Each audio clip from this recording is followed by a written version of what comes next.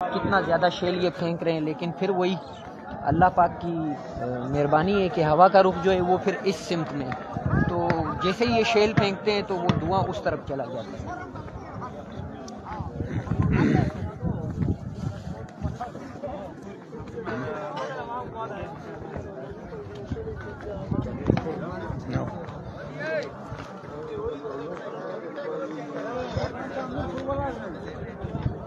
ये सामने जोड़े पुलिस वाले खड़े हैं, आप देख सकते हैं। इफ्ताबाद इंटरचेंज है। इंशाअल्लाह